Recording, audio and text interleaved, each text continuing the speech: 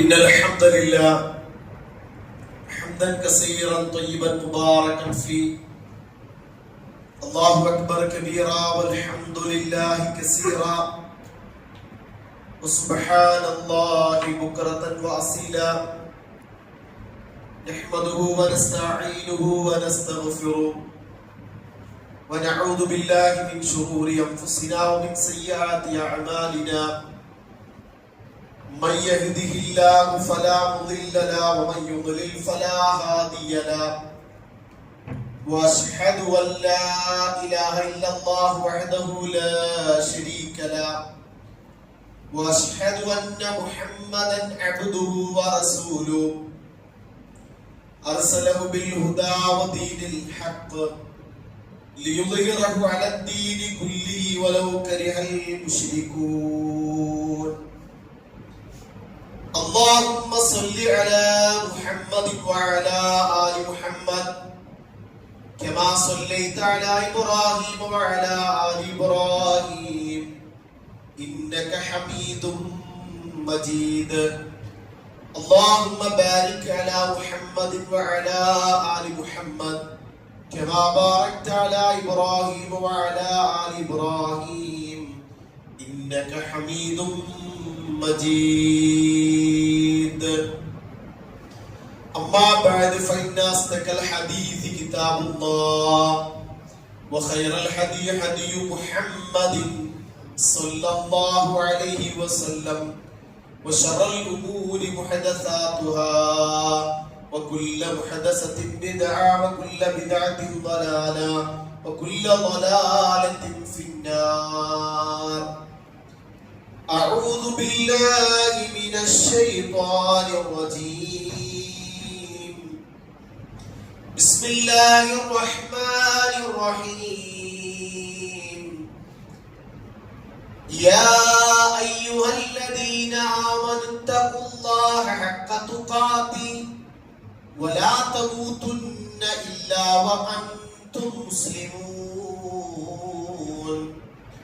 يا أيها الناس اتقوا ربكم الذي خلقكم من نفس واحدة وخلق منها زوجها وبث منهما رجالا كثيرا ونساء واتقوا الله الذي تساءلون به والأرحام إن الله كان عليكم رقيبا.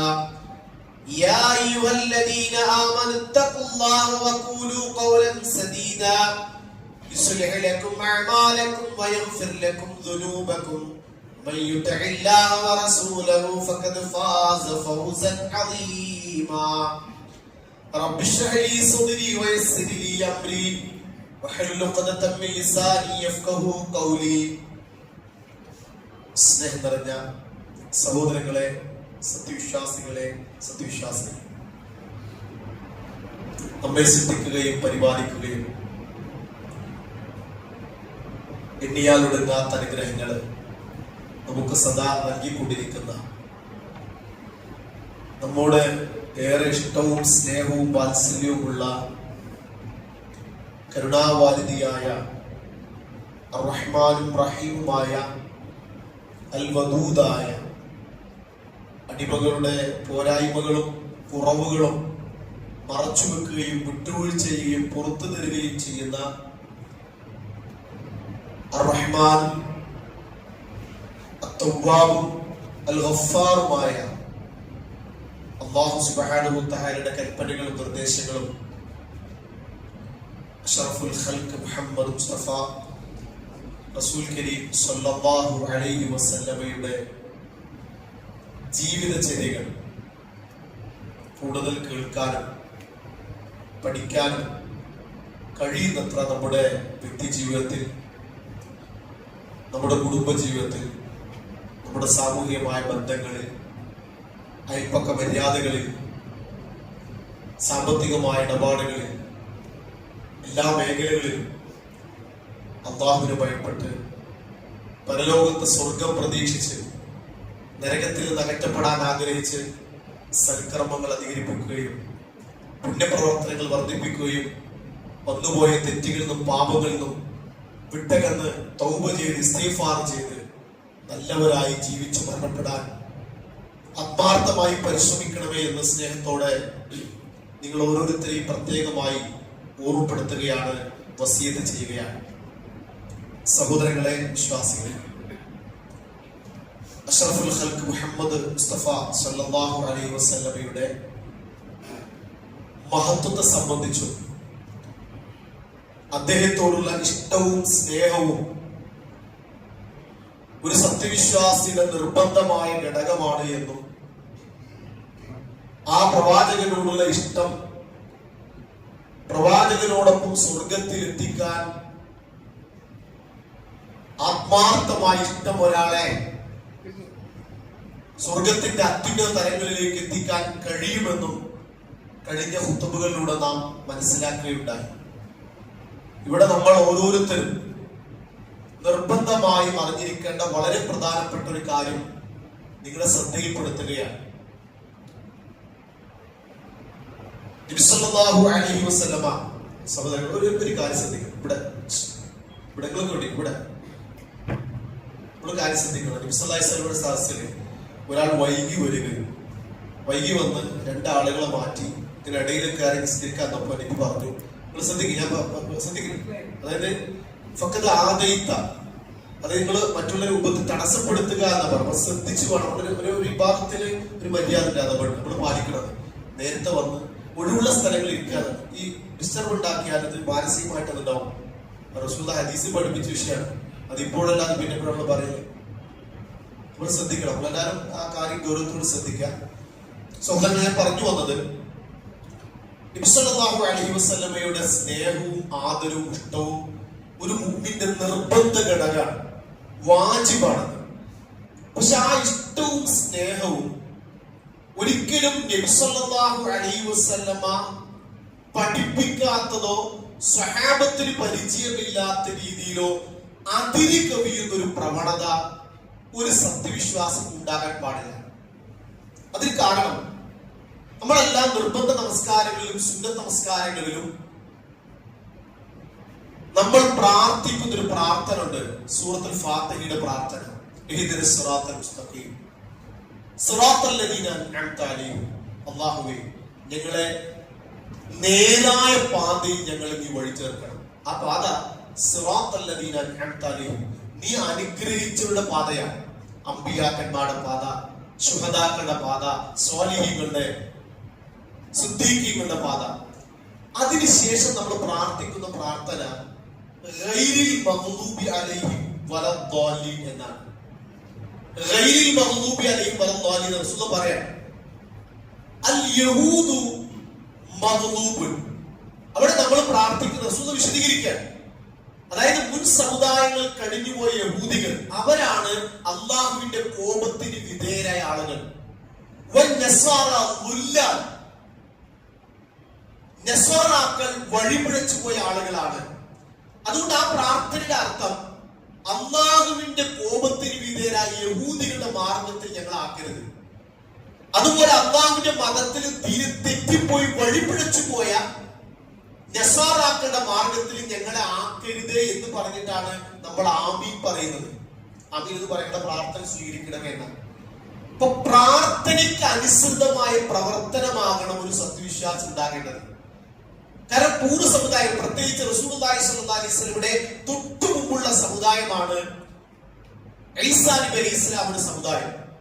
അവരെ കുറിച്ചാണ് പറഞ്ഞത് ദുല്ലാൽ വലദ്ദാലിൻ എന്ന് പറഞ്ഞത് അവരെ കുറിച്ചാണ്, വഴിപിഴച്ചു പോയ ആളുകൾ. എന്താണ് അവർ വഴിപിഴക്കാനുണ്ടായ കാരണം? ഈസാ നബി അലൈഹി ഇസ്ലാം ഒരു പ്രവാചകനാണ്. ആ പ്രവാചകനെ ആദരിച്ചു, ബഹുമാനിച്ചു, വിശ്വസിച്ചു.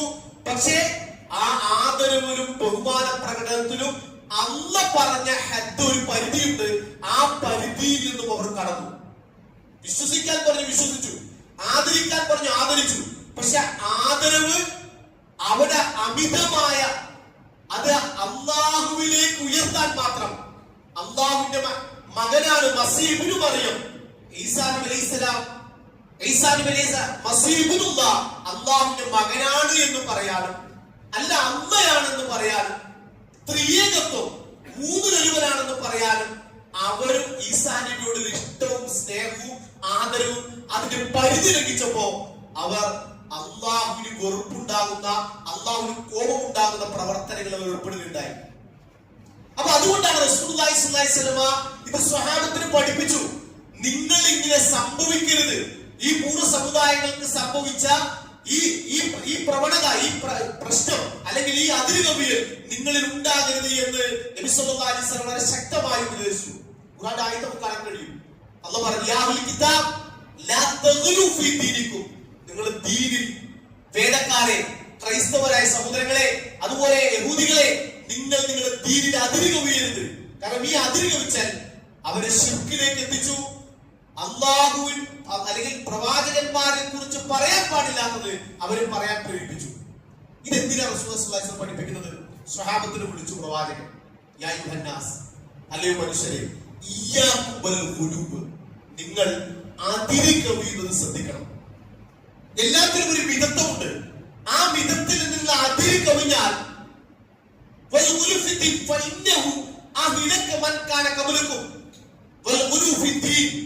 നിങ്ങൾ മുൻപുള്ള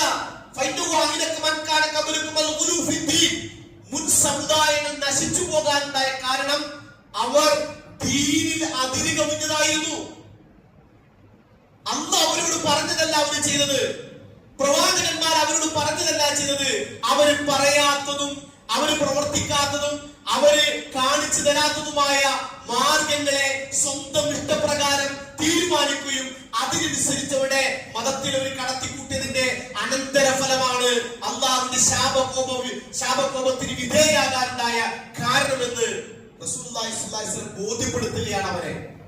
ഇത് നബി സല്ലല്ലാഹു അലൈഹി വസല്ലം പ്രസംഗിക്കുക മാത്രമല്ല, നബി സല്ലല്ലാഹു അലൈഹി വസല്ലം അത് വളരെ കൃത്യമായി ഓരോ സന്ദർഭങ്ങൾക്കനുസരിച്ച് പഠിപ്പിച്ചു. നമ്മൾ തിരിച്ചറിയാതെ പോകുന്നത്, കാരണം ഇത് സ്വർഗ്ഗ നരകങ്ങൾ വേർതിരിക്കുന്ന വിഷയമാണ്. ഒരു നിസ്സാര വിഷയം, ഒരു ഖുതുബ എന്നല്ല, മറിച്ച് നമ്മുടെ ഈമാൻ പുതുക്കാനും ദീനിൽ ഉറച്ചു നിൽക്കാനും ദീനിൽ തെറ്റിപ്പോകാതിരിക്കാനുമുള്ള വളരെ ഗൗരവകരമായ വിഷയമാണിത്. സ്വഹാബത്തോട് പറഞ്ഞു, ലാ തുതുറൂനി കമാ അത്തുറത്തിൻ നസാറ ഇബ്നു മറിയം, മറിയമിന്റെ പുത്രൻ ഈസാ നബി അലൈഹി ഇസ്ലാമിനെ അമിതമായി പുകഴ്ത്തിയതുപോലെ. നിങ്ങൾ ആ പദം, നിങ്ങൾ എന്ത് ചെയ്യരുത്? എന്നെ അമിതമായി നിങ്ങൾ പുകഴ്ത്തരുത്, മറിച്ച് നിങ്ങൾ ഞാൻ അല്ലാഹുവിന്റെ അടിമയാണ്. നിങ്ങൾ എന്നെ സഹാബികളെ, മുൻ സമുദായങ്ങൾ ഈസാ നബി അലൈഹി ഇസ്ലാമിനോട് ദേഷ്യമുള്ളത് കൊണ്ടല്ല അള്ളാഹുവിന്റെ മകൻ എന്ന് അവരെ വിളിച്ചത്. ഈസാ നബിയോട് കോപം ഉണ്ടായിട്ടല്ല അവർ അള്ളാഹുവാണ് ഈസാ നബി എന്ന് പറഞ്ഞത്, മറിച്ച് ഈസാ നബിയോട് ഇഷ്ടമായിരുന്നു, ഈസാ നബിയുടെ ആദരവായിരുന്നു, ഈസാ നബിയുടെ ബഹുമാനമായിരുന്നു. പക്ഷേ ആ ആദരവ് അനാദരവിലേക്ക് എത്തി, ആ ആദരവ് ആരാധനയുടെ അവസ്ഥയിലേക്ക് എത്തി, ആ ആദരവ് അള്ളാഹുവും ഈസാ നബി അലൈഹി ഇസ്ലാം പറഞ്ഞതിൽ നിന്നും അതിരുകവിയുന്നതിലേക്ക് എത്തി. അതെന്താ നബി സ്വന്തമാക്കി? അതുകൊണ്ട്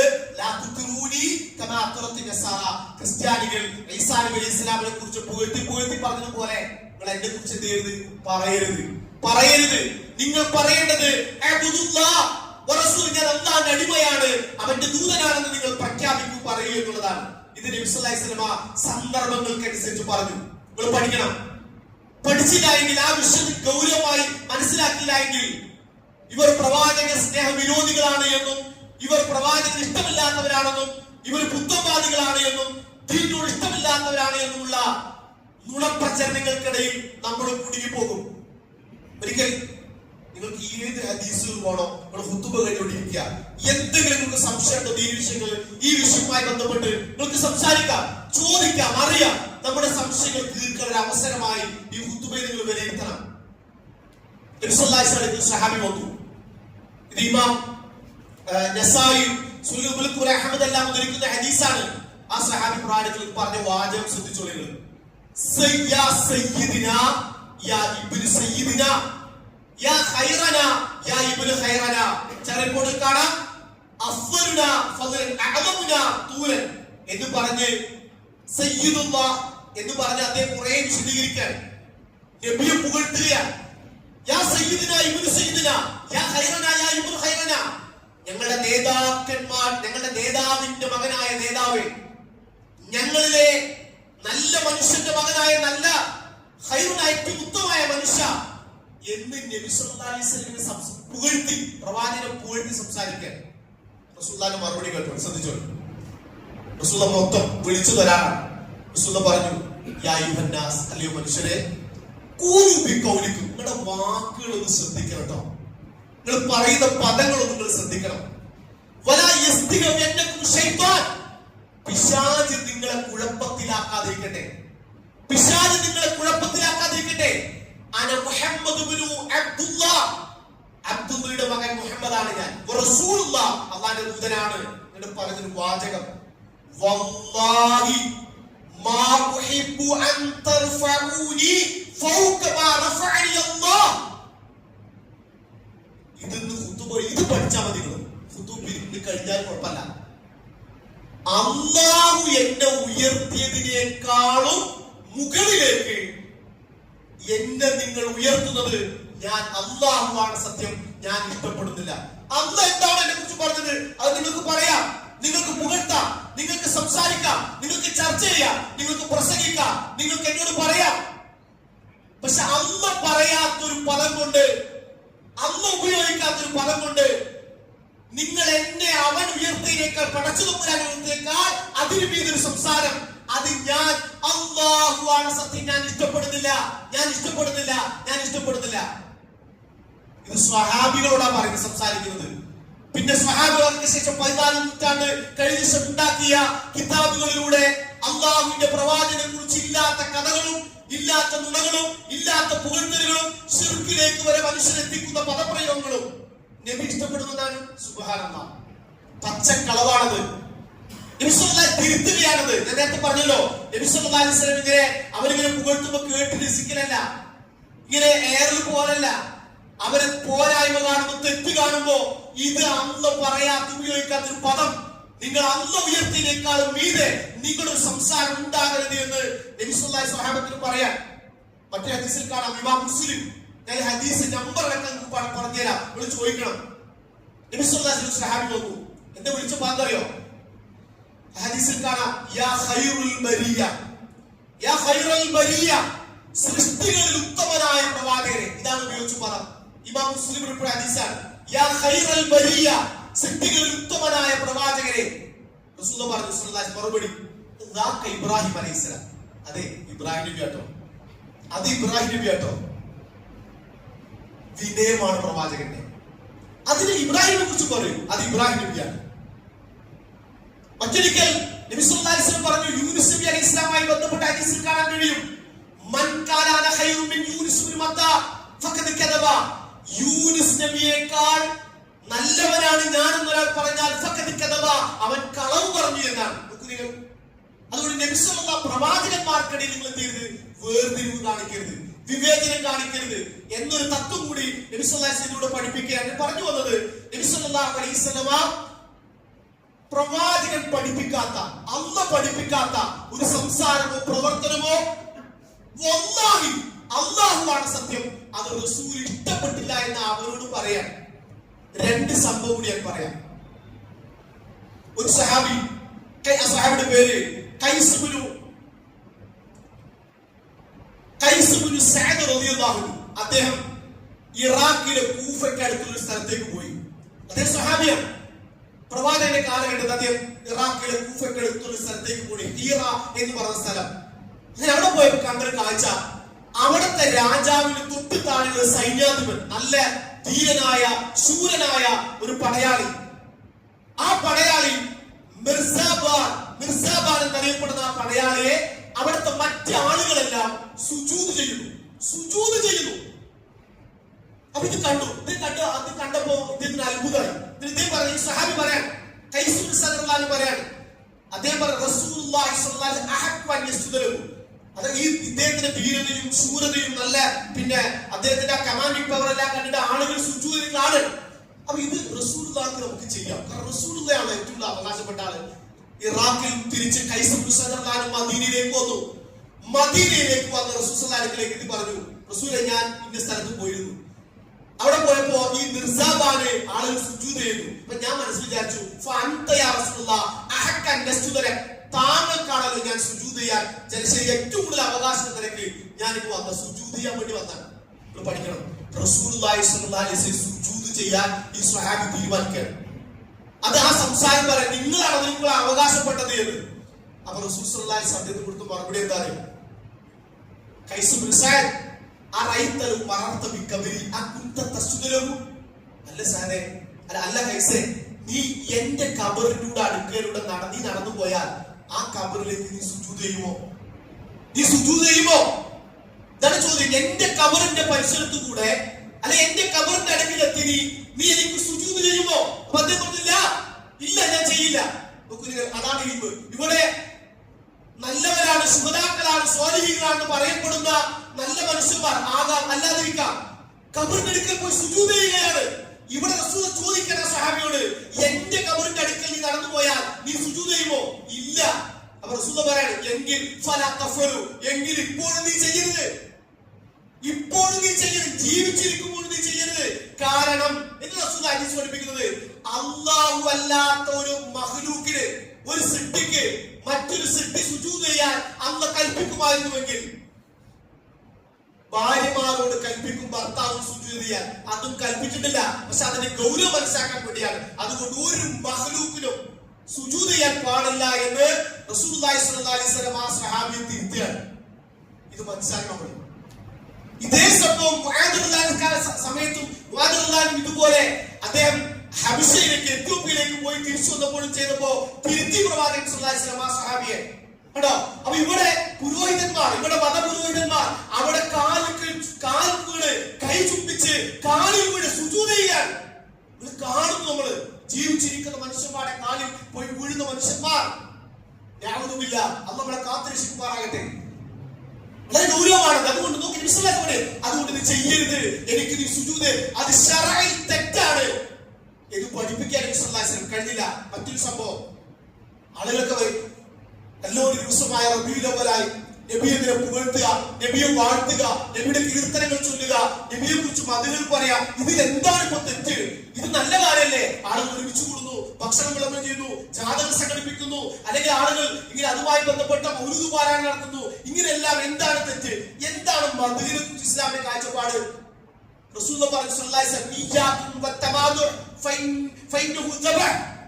പ്രശംസ, അമിത പ്രശംസ ഉണ്ടല്ലോ, അത് ഒരാളെ നശിപ്പിച്ച് കൊന്നുകളയുന്നതിന് തുല്യമാണ്, ഒരാളെ കൊന്നുകളയുന്നതിന് തുല്യമാണ് എന്നാണ് മറ്റേ ഹദീസിൽ പറഞ്ഞത്. ഇദാ റഅയ്തുൽ മദ്ദാഹി, മദ്ഹ് ചെയ്യുന്ന ആളുകൾ നിങ്ങൾ കണ്ടാൽ ഫഅസു ഫീ വുജൂഹിക്കും തുറാ, അവിടെ മുഖത്ത് മണ്ണ് വാരിയാണ് പറഞ്ഞത്. ഇത് നബിക്ക് വാദമല്ല സല്ലല്ലാഹു അലൈഹി വസല്ലം. ആളുകളെ കുറിച്ചൊക്കെ പറയുമ്പോൾ നിങ്ങൾ മണ്ണ് വാരിയിടൂ, എന്നെ കുറിച്ച് പറഞ്ഞാൽ കേട്ടിരിക്കുന്നതാണോ? അല്ല. നബി സല്ലല്ലാഹു അലൈഹി വസല്ലം വാക്കൊന്നും പ്രവൃത്തിയൊന്നും പ്രവർത്തിക്കുന്ന വ്യക്തിയല്ല റസൂലുള്ളാഹി സ്വല്ലല്ലാഹു അലൈഹി വസല്ലം. സ്വഹാബത്തിന് പറയാണ്, മദ്ദാഹിനികളെ, മദ്ഹ് ചെയ്യുന്ന ആളുകൾ എങ്ങനെ പുകഴ്ത്തിയിട്ട് നിങ്ങൾ സംഭവമാണ്, നിങ്ങൾ അങ്ങനെയാണ്, നിങ്ങൾ ഇങ്ങനെയാണ്, നിങ്ങൾ ഇല്ലെങ്കിൽ ഒന്നും എന്തൊക്കെ പുകഴ്ത്തി പറയുന്ന വാചുണ്ടല്ലോ, അവരെ കണ്ടാൽ മുഖത്ത് നിങ്ങൾ മണ്ണ് വാരിടണം. പിന്നെ പറയേണ്ടത് എന്താണ്? എനിക്കൊരാളെ കുറിച്ച് അറിയാം, അള്ളാഹ് വിചാരം, ഞാൻ ഒരാളെ കുറിച്ച് വിചാരിക്കുന്നുണ്ട്, നിങ്ങളുടെ പ്രവർത്തനങ്ങളെയൊക്കെ മനസ്സിലാക്കി ഞാൻ വിചാരിക്കുന്നവരാണെന്ന്. പക്ഷെ അള്ളാഹ്ക്കാണ് യഥാർത്ഥത്തിൽ, അവനാണ് വിചാരം വെക്കുന്നവൻ, അവനാണ് ശരിക്കറിയുന്നവൻ. അതുകൊണ്ട് അള്ളാഹ് പറയാത്തതൊന്നും ഒരാളെ കുറിച്ച് പറയാൻ പാടില്ല. അത് വളരെ ഗൗരവമാണ്. അത് പുകഴ്ത്തലല്ലേ, വാഴ്ത്തലല്ലേ, മൗലൂദല്ലേ, റാത്തീബല്ലേ, പിന്നെ കീർത്തനമല്ലേ, പ്രകീർത്തനമല്ലേ, ഇതൊന്നും ഒരു ന്യായീകരണമല്ല. ഇതെല്ലാം ഒരു മനുഷ്യനെ, നേരത്തെ പറഞ്ഞ പോലെ ഈസാ നബി അലൈഹി ഇസ്ലാം വഴിപിഴച്ചു, അനുയായികൾ വഴിപിഴച്ചു പോകാനുള്ള കാരണം പോലെ മുസ്ലിം ഉമ്മത്തിൽ നിന്നും ഒരാൾ വഴിപിഴച്ചു പോകാൻ കാരണമാകും. മാത്രമല്ല നബി സല്ലല്ലാഹു അലൈഹി വസല്ലം മറ്റേ ഹദീസിൽ കാണാൻ കഴിയും, റസൂലുള്ളാഹി സ്വല്ലല്ലാഹു അലൈഹി വസല്ലം ഒരു സദസ്സിൽ പങ്കെടുത്തു. ആ സദസ്സിൽ ഒരു സ്വഹാബ വനിതയുടെ വിവാഹ സദസ്സാണ്. ശ്രദ്ധിക്കണം, ഒരു സ്വഹാബ വനിതയുടെ വിവാഹ സദസ്സ്. അപ്പൊ അവിടെ പൊതുവെ അൻസാരികൾ അവർ വിവാഹ സമയത്ത് ചെറിയ പെൺകുട്ടികൾ അവർ ഒരുമിച്ച് കൂടുകയും ആ പെൺകുട്ടികൾ ദഫ്മുട്ടുകയും അവർ പാട്ടുകൾ പാടുകയും അവരിങ്ങനെ ചെയ്യും. അതൊരു അവിടെ സാധാരണ മദീനയിൽ വിവാഹ സന്ദർഭത്തിൽ ഉണ്ടാകുന്നതാണ്. ചെറിയ പെൺകുട്ടികൾ വന്ന് ദഫ്മുട്ടി പാട്ട് പാടും.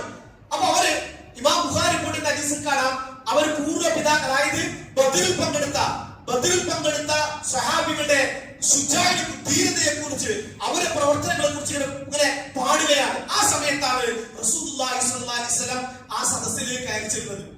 അപ്പൊ ഇത്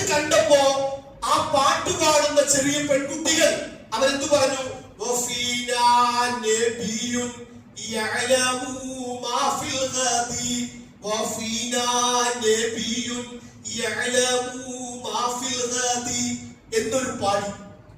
എന്നൊരു പാടി ആ വരി കേട്ടു. എന്താ വരിയുള്ളത്? നബിയെ കണ്ടപ്പോൾ പറഞ്ഞ വാചകാണ്, ഞങ്ങൾക്കിടയിൽ ഒരു നബിയുണ്ട്, നാളെ കുറിച്ച് അറിയുന്ന ഒരു നബി. സുബ്ഹാനല്ലാഹ്. നാളെ കുറിച്ച് അറിയുന്ന, അടുത്ത ദിവസം എന്ത് സംഭവിക്കാൻ പോകുന്നു എന്ന് അറിയുന്ന ഒരു നബി ഞങ്ങൾക്കിടയിലുണ്ട് എന്ന് നബിയുടെ മുമ്പിൽ വെച്ചൊരു പാടി. റസൂലുള്ളാഹി പറയുന്നത്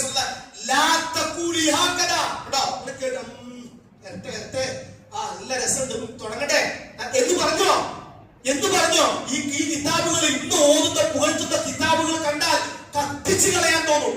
അത്രയും പ്രവാചകനെ കുറിച്ച് പറയാൻ പാടില്ലാത്ത, ഉപയോഗിക്കാൻ പാടില്ലാത്ത പദപ്രയോഗങ്ങളാണ് അതിൽ ഉപയോഗിച്ചിട്ടുള്ളത്.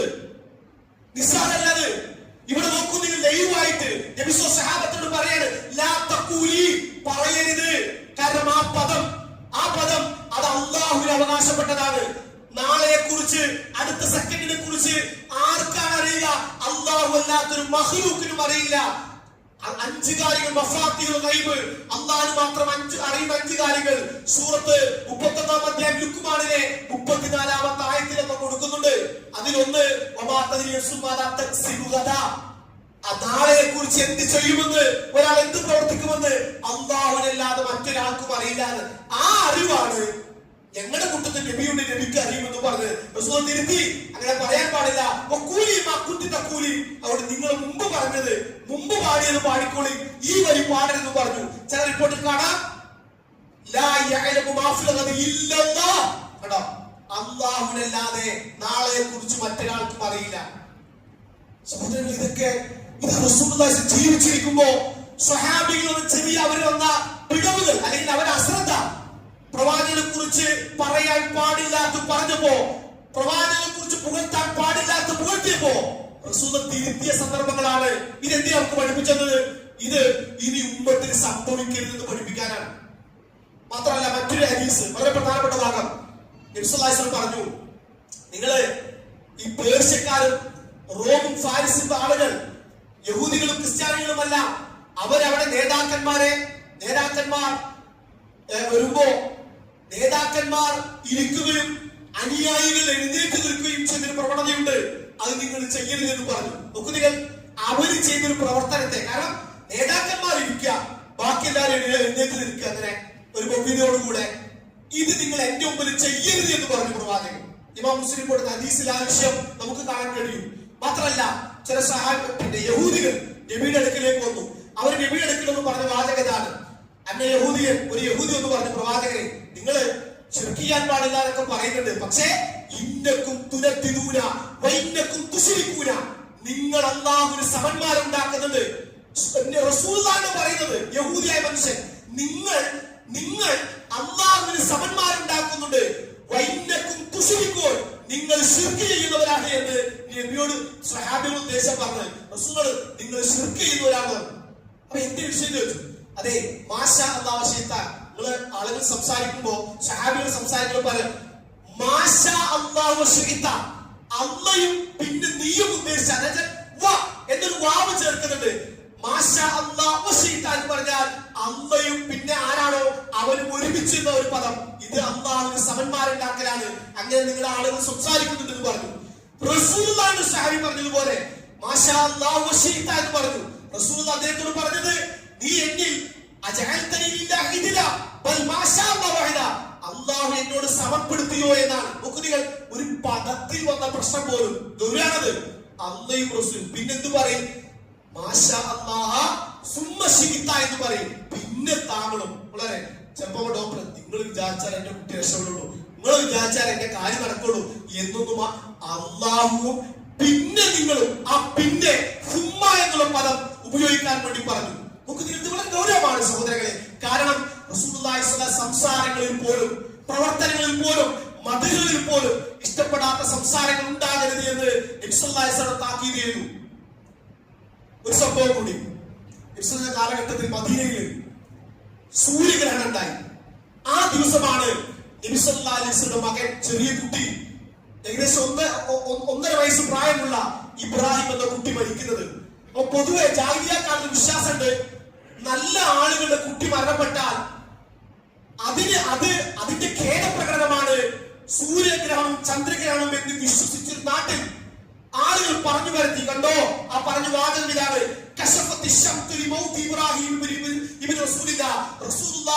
മകൻ മരണപ്പെട്ട കാരണത്താൽ സൂര്യന് ഗ്രഹണം ബാധിച്ചിരിക്കുന്നു എന്ന് ആളുകൾ പറയാൻ തുടങ്ങി. ആളുകൾ കണ്ടോ, ഗ്രഹണം ബാധിച്ചു. എന്തേ കാരണം? റസൂലുള്ളാഹി സ്വല്ലല്ലാഹു അലൈഹി വസല്ലം മകൻ മരണപ്പെട്ട കാരണത്താൽ. ഇല്ല, അത് തെറ്റാണ്. ആ വിശ്വാസം തെറ്റാണ്. അത് പറയാൻ പാടില്ലാത്താണ്. റസൂൽ പ്രസംഗിച്ചു. സ്വലാത്തുൽ കുസുഫിന് ആദ്യം ആളുകളെ പള്ളിയിലേക്ക് വിളിച്ചുകൂട്ടി നിസ്കാരങ്ങളിൽ ഒരു ഖുതുബ നടത്തി. ആ ഖുതുബയിൽ പറഞ്ഞു: റസൂലുള്ളാഹിയുടെ മകൻ ഇബ്രാഹിം മരണപ്പെട്ടത് കൊണ്ടാണ് സൂര്യഗ്രഹണം ഉണ്ടായെന്ന് ആളുകൾ പറയുകയാണ്. അത് തെറ്റാണ്. സൂര്യനും ചന്ദ്രനും അല്ലാഹുവിന്റെ ദൃഷ്ടാന്തങ്ങളിൽപ്പെട്ട 2 ദൃഷ്ടാന്തങ്ങളാണ്. അതിന് ഗ്രഹണം ബാധിക്കുന്നത് ഒരാളുടെ ജനനം കൊണ്ടോ മരണം കൊണ്ടോ അല്ല, മറിച്ച് അല്ലാഹു തന്റെ അടിമകളെ ഭയപ്പെടുത്താൻ വേണ്ടിയാണ് ഗ്രഹണം ബാധിക്കുന്നത് പ്രവാചകൻ തിരുത്തി പറഞ്ഞു. അതുകൊണ്ട് നിങ്ങൾ നിസ്കരിക്കണം, സ്വതക്ക ചെയ്യണം, ദിക്ർ ചൊല്ലണം, നിങ്ങൾ പ്രാർത്ഥനയിൽ മുഴുകണം, അത് മാറുന്നത് വരെ എന്ന് പ്രവാചകൻ താക്കീത് ചെയ്തു. ഞാൻ അവസാനിപ്പിക്കുകയാണ്. സഹോദരങ്ങളെ, അവസാനിപ്പിക്കുമ്പോൾ ഒരു പാഠം ഉണ്ടാകേണ്ടത് റസൂലുള്ളാഹി സ്വല്ലല്ലാഹു അലൈഹി വസല്ലം നമ്മളെ സ്നേഹിക്കണം. എത്ര? നമ്മുടെ ജീവനേക്കാളേറെ. പ്രവാചകൻ പഠിപ്പിച്ച അധ്യാപനങ്ങൾ നിങ്ങൾ കഴിയുന്ന ഇബാദത്തുകളിൽ, നിങ്ങളുടെ സംസാരങ്ങളിൽ, കുടുംബജീവിതങ്ങളിൽ, വ്യക്തിജീവിതങ്ങളിൽ, ഇടപാടുകളിൽ, സാമ്പത്തിക രംഗങ്ങളിൽ, നിങ്ങൾക്ക് എവിടെയെല്ലാം റസൂലുള്ളാഹി സ്വല്ലല്ലാഹു അലൈഹി വസല്ലം ജീവിതത്തിന്റെ പാഠങ്ങൾ നിങ്ങൾക്ക് പ്രായോഗികവൽക്കരിക്കാൻ സാധിക്കുമോ അവിടെ എല്ലാം നിങ്ങൾ പിന്തുടരുക. ഒരിക്കൽ പോലും പ്രവാചകൻ സ്വല്ലല്ലാഹു അലൈഹി വസല്ലം പറയാത്ത, പ്രവാചകനെ കുറിച്ച് ആളുകൾ ഇന്ന് പ്രചരിപ്പിക്കുന്നത് പോലെ നബി സല്ലല്ലാഹു അലൈഹി വസല്ലം ഇല്ലാത്ത കഥകളും പ്രവാചകന്റെ അമിത പ്രശംസയും പ്രവാചകൻ ഇല്ലാത്ത കാര്യങ്ങൾ ചേർക്കുകയും അങ്ങനെ ഈസാ നബി അലൈഹി ഇസ്ലാമിലെ ആളുകൾ വഴിപടച്ചു പോയതുപോലെ മുസ്ലിം ഉമ്മത്തിലെ ആളുകൾ വഴിപടക്കേണ്ടവരല്ല എന്ന് പഠിപ്പിക്കപ്പെട്ട അനുയായികളാണ് നമ്മൾ. അതുകൊണ്ട് ആ കാര്യം ഗൗരവമായി ശ്രദ്ധിക്കുക. ഒരാളുടെയും ജനന മരണത്തെ കുറിച്ചോ അവരുടെ ജന്മദിനത്തെ കുറിച്ചോ ചരമദിനത്തെ കുറിച്ചോ ഇതൊന്നും ഇസ്ലാം പഠിപ്പിക്കുന്ന വിഷയമേ അല്ല. ഇത് ഇസ്ലാമിനുമായി യാതൊരു പ്രമാണങ്ങളുമായി ഖുർആനിലോ ഹദീസിലോ സലഫുകളുടെ കാലഘട്ടത്തിലോ ഇത്തരം ഒരു പ്രവണത ഇല്ല എന്ന് അത് ആഘോഷിക്കുന്നവർക്കും അറിയാം, അതിന് സാക്ഷികളായിരിക്കും അറിയാം, ബുദ്ധിയുള്ള വിവരമുള്ള വിവേകമുള്ള ദീനിയോട് ഇഷ്ടമുള്ള എല്ലാ ആളുകൾക്കും അറിയാം. പിന്നെ എന്താ, ഇങ്ങനെ കൂടക്കൂടികളായി മാറുകയാണ് പലരും, ഇങ്ങനെ മാലിന്റെ ആളുകളായി മാറുകയാണ് നമ്മൾ. അതുകൊണ്ട് വളരെ ഗൗരവത്തിൽ ചിന്തിച്ച് ഞാൻ നേരത്തെ സൂചിപ്പിച്ച നബി സല്ലല്ലാഹു അലൈഹി വസല്ലം ഗൗരവപൂർവ്വം അതിന് താക്കീത് വിഷയങ്ങൾ മനസ്സിലാക്കുകയും തെറ്റിദ്ധരുത്തുകയും അതിന് വിട്ടുനിൽക്കുകയും അതിന് മാറി നിൽക്കുകയും യഥാർത്ഥത്തിൽ പ്രവാചകൻ സ്നേഹിക്കേണ്ടതെന്നാണെന്ന് മുഹീദ്ദീനുകളായി പ്രവാചകന്റെ സുന്നത്തുകൾ ജീവിതത്തിൽ അവലംബിച്ച് ജീവിച്ചു മരണപ്പെടാൻ വേണ്ടി ആത്മാർത്ഥമായി പരിശ്രമിക്കുക, പ്രാർത്ഥിക്കുക. റഹ്മാനായ നാഥൻ അതുകൊണ്ട് എല്ലാവിധ സംവിധാനം സൗകര്യങ്ങളും നമുക്ക് ഒരുക്കി നൽകുമാറാകട്ടെ.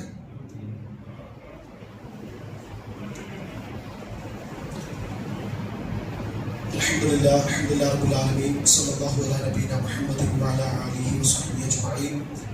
അൽഹംദുലില്ലാഹി റബ്ബിൽ ആലമീൻ. സ്നേഹം നിറഞ്ഞ സഹോദരങ്ങളെ, വിശ്വാസികളെ,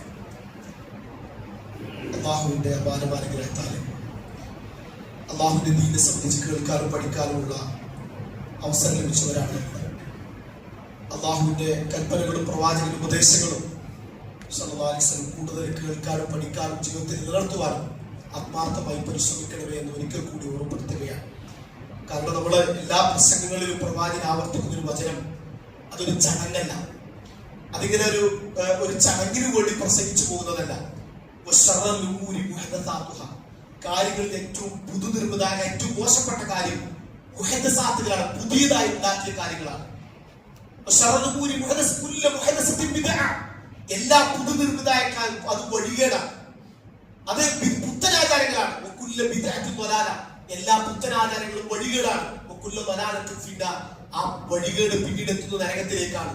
ഇതൊരു പ്രസംഗത്തിന്റെ തുടക്കത്തിൽ പ്രസംഗിക്കാതെ പറയാതെ പ്രവാചക പ്രസംഗം ഉണ്ടായിരുന്നില്ല. എന്തിനാണിത്? ദീനിൽ പുതിയതായി എന്ന് പറഞ്ഞാൽ അത് ദീൻ പഠിപ്പിക്കാത്ത ദിക്റുകളും ദുആകളും സ്വലാത്തുകളും പാരായണങ്ങളും ഇതെല്ലാം പ്രവാചകൻ പഠിപ്പിക്കാത്ത സന്ദർഭങ്ങളിൽ, പ്രവാചകൻ സ്വന്തം കാണിച്ചു തരുന്ന സന്ദർഭങ്ങളിൽ റസൂലുള്ളാഹി സ്വല്ലല്ലാഹു അലൈഹി വസല്ലമയ്ക്ക് അത് അനുയായികളെ പഠിപ്പിക്കാത്ത രീതിയിൽ രൂപത്തിലും ആളുകൾ ഇങ്ങനെ കടത്തിക്കൂട്ടുകയാണ്. അതുകൊണ്ട് ഓരോ കർമ്മങ്ങളും നമ്മൾ പരിശോധിക്കുക, പണ്ഡിതന്മാർ അന്വേഷിക്കുക. ദീനിനോട് അത് എന്താണ് അതിന് തെളിവ് അന്വേഷിക്കുക, അതിനനുസരിച്ച് നീങ്ങാൻ നമ്മൾ ബാധ്യസ്ഥരാണ്. ആ കാര്യം ശ്രദ്ധിക്കുക. മറ്റൊരു കാര്യം പ്രധാനപ്പെട്ട് ഓർമ്മപ്പെടുത്താറുള്ളത് സഹോദരങ്ങളെ, നമ്മുടെ ഇമാമിന്റെ കാലൊരു സർജറി വളരെ അടിസ്ഥാനപരമായിട്ട് അത് പെട്ടെന്ന് ചെയ്യേണ്ട ഒരു സാഹചര്യം വന്ന ഒരു സമയത്തിലാണ് ഉള്ളത്. അപ്പൊ അതുകൊണ്ട് അടുത്ത ആഴ്ച ഒരു സർജറിക്ക് വേണ്ടി അദ്ദേഹം പോകണം. ഒന്ന് അദ്ദേഹത്തിനോട് ആത്മാർത്ഥമായുള്ള ആ ഓപ്പറേഷൻ വളരെ നല്ല രീതിയിൽ നിർവഹിക്കാൻ വേണ്ടി പ്രാർത്ഥിക്കണം. മറ്റൊന്ന് അതിനുവേണ്ടിയുള്ള സാമ്പത്തിക കളക്ഷനാണ് നടക്കുന്നത്. അപ്പൊ അതുകൊണ്ട് ഉദാരമതികളായ അള്ളാഹു അനുഗ്രഹിച്ച എല്ലാവരും അതിനുവേണ്ടിയുള്ള വളരെ പ്രാർത്ഥനയോടുകൂടെ നിങ്ങൾ വലിയൊരു സാമ്പത്തിക സഹായം നൽകണമെന്ന് ഓർമ്മപ്പെടുത്തുകയാണ്. അള്ളാഹുവിന്റെ പൂർണ്ണമായ ആശ്വാസം ശിവനും പൂർണ്ണമായ ആരോഗ്യം പ്രദാനം ചെയ്യുമാറാകട്ടെ. നമുക്കെല്ലാം ഇനിയും നല്ല രീതിയിൽ നേതൃത്വം നൽകാനും നല്ല രീതിയിൽ നമ്മളെ നയിക്കാനുമുള്ള ഒരു ഈമാനും തഖ്വയും അള്ളാഹുവിന്റെ പ്രദാനം ചെയ്യുമാറാകട്ടെ.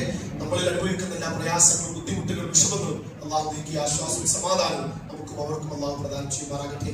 നമ്മൾ വേർപെട്ടു മാതാപിതാക്കൾ, കുടുംബാംഗങ്ങൾ, സുഹൃത്തുക്കൾ അള്ളാഹു കബറിനെ വിളിച്ച് വിശാലം നൽകി അനുഗ്രഹിക്കുമാറാകട്ടെ. അള്ളാഹു والمسلمين والمسلمات الأحياء منهم والأموات إنك مجيب الدعوات يا قاضي الحاجات ربنا آتنا في الدنيا حسنة وفي الآخرة حسنة وقنا عذاب النار ربنا تقبل دعاء إنك أنت السميع العليم وتب علينا إنك أنت التواب الرحيم وصلى الله على نبينا محمد وعلى آله وصحبه أجمعين والحمد لله رب العالمين.